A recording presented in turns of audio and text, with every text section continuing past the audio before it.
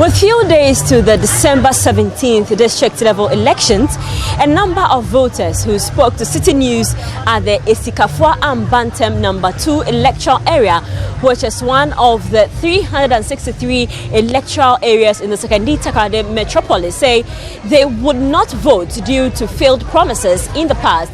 Meanwhile, the 4 assembly member aspirants are pitching to help the area get solutions to its perennial flooding concern facing the area.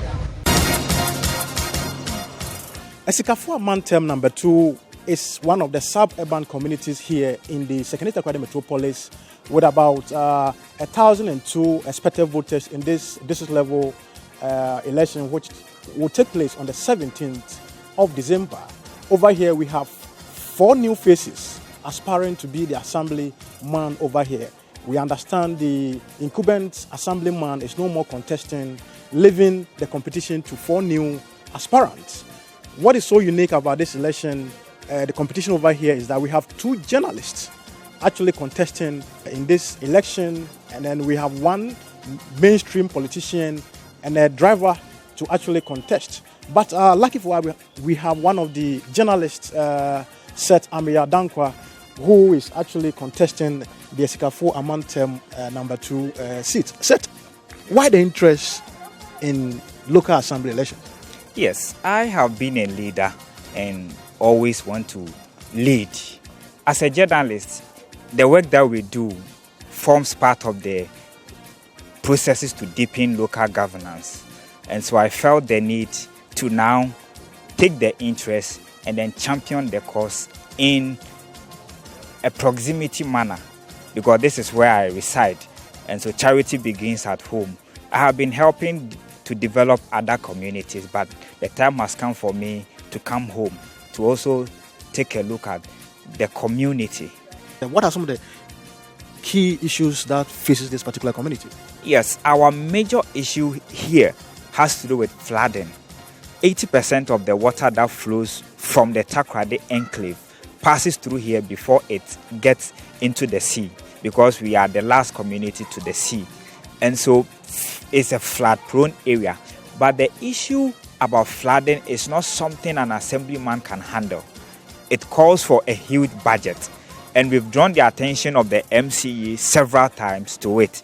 And it's like it has not been captured in the budget and not yet to be done. And so what we do is we mobilize ourselves and organize communal labor so that at least we can deseal some of the secondary drains here to make sure that water flows easily. Number 3 on the ballot paper is Parkway Sikujo, and lucky for me, I have him here with me to also tell me what he actually what is actually pushing him to come into this contest and what he has for the community. Chief, why are you contesting? First of all, I would like to say a very big thank you for this platform giving me Citi TV, and thank you also. You guys are doing a marvelous job, and congrats for that. First of all, I'd like to use this medium to congratulate my mentor, Professor Ransford Jampo. On many occasions, I've heard him agitating for more youth in politics, and I think that one forced me to go into politics.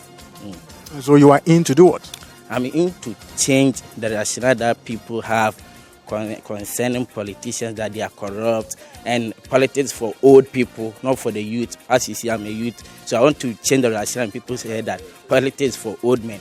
But I want to say that the youth, as I am, we can also indulge ourselves in politics. So you coming for the position of assemblyman for Essikafoambantem Number Two. What are you bringing to them? I think a lot.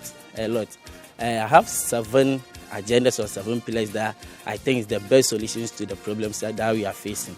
One, the major problem that we have in this electoral area is flood. Whenever it rains heavily, you see this area will be flooded. So I think that's the main problem that we have here, and I have the best solution to eradicate that problem once and for all. So we are still making sure that we talk to each and every one of the 4 candidates contesting for the assemblyman position over here at Essikafoambantem Number Two community, and we have Mr. Ebenezer Lai Adom here to talk to us on why he is in this competition and how he sees his chances. Sir, what is on your heart? What is making you actually come into this competition? Okay, thank you very much for putting this question before me, and I appreciate your effort to bring to the public our desire to stand as an assembly member for Essikafoambantem Number Two. I've been in this community for the past 50 years. I can say I was raised here. I've lived here all my life, through my school days, through my working. And this community is the last community of Takoradi. From here, you don't go anywhere. You go to Beach Road. And all Takoradi problems ends here, ends at Essikafoambantem Number Two. And if I'm saying we are the most neglected community in this Takoradi, it pains. I always get pains when I see things getting rough in this community. And today you have the chance to actually change things. So what are you going to do to make sure that you're also giving some kind of attention? The solution one, we have to sell the outlets. The outlet to the beach have to be free. And there are something which they say prevention is better than what? Cure. So we have to prevent this rubbish from getting into this domain. And how do you prevent this? We have to put grates on the three entrances leading into the beach. There is something which says when persuasion fails, force must be what? Must be applied. And how are we going to force people to stop putting rubbish into the gutters? By putting these grates, when the rubbish is coming from Takoradi, it stops there.